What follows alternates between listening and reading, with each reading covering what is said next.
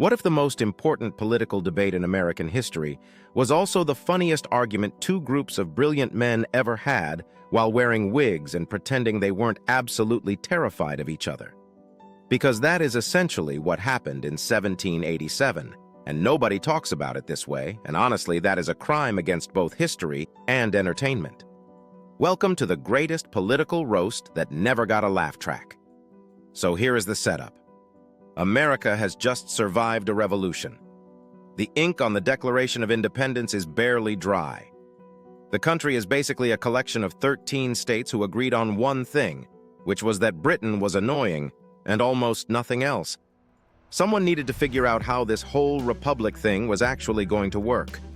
Enter the Federalist Papers, a collection of essays that were essentially 85 very long, very passionate arguments for why everyone needed to calm down and trust a stronger central government.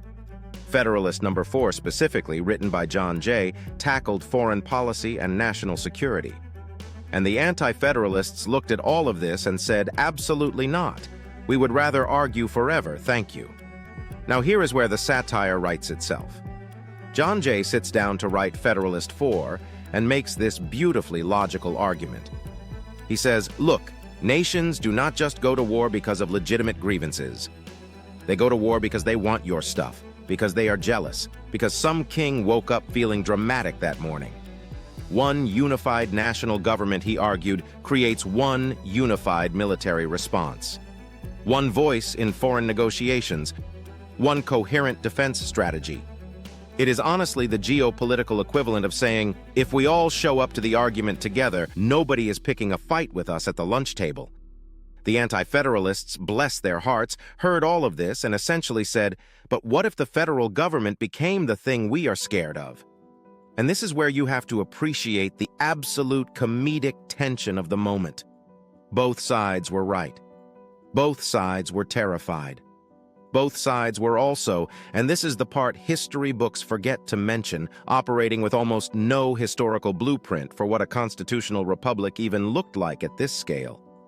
They were inventing the airplane while standing on a cliff, and they were arguing about the wing design on the way down.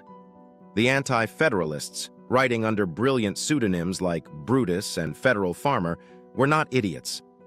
They were actually raising genuinely important concerns. A standing army could become tyrannical. A distant federal government might not represent local interests. Power concentrated anywhere tends to corrupt everywhere. These were not paranoid fever dreams. These were lessons written in the blood of every collapsed republic before theirs. But here is the thing that makes this whole debate almost poetic in its irony. Both the Federalists and the Anti-Federalists were trying to do the right thing when nobody was looking. And I mean that literally. John Jay wrote Federalist 4 under the name Publius. Hamilton wrote most of them under the same name. Madison, too. These were not branding exercises. These were men who genuinely believed the argument mattered more than the credit. That is integrity in its purest form. Doing the right thing when no one is watching, when no one even knows your name is attached to the work. When the only thing driving you is the belief that you owe future generations your very best thinking. The Anti-Federalists did the same thing. Patrick Henry stood up in Virginia and argued against ratification, knowing it might cost him politically. He did not care. He cared about the principle. These were statesmen, not politicians. And the difference between those two things might be the most important distinction in all of American civic life. A politician asks, what will get me re-elected? A statesman asks, what will outlast me? Politicians perform for the crowd. Statesmen argue with posterity looking over their shoulder. John Jay was not writing for 1787.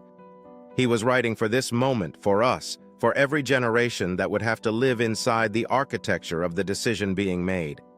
The constitutional republic they were building was not a democracy in the raw, unfiltered, everyone votes on everything sense.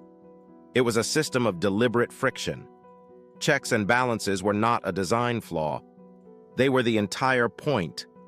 The founders had read enough history to know that unchecked power, even democratic power, even power held by the genuinely well-intentioned, eventually curdles into something unrecognizable.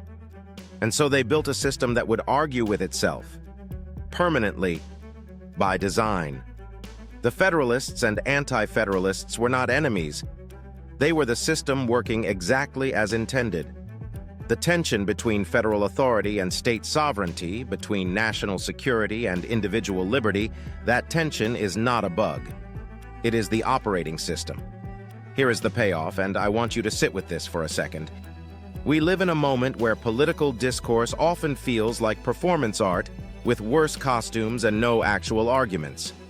We have inherited the most sophisticated political framework ever constructed, built by people who were genuinely afraid of getting it wrong, who wrote under fake names because the idea mattered more than the glory, who argued furiously and then shook hands because they understood that the republic was the point, not the victory. John Jay warning about foreign powers exploiting divided nations in 1787 sounds like a man who had access to a newspaper from any year in the last 50. The Anti-Federalists warning about concentrated power sounds like someone who read this morning's headlines and had feelings about it. The wit in all of this is not the jokes.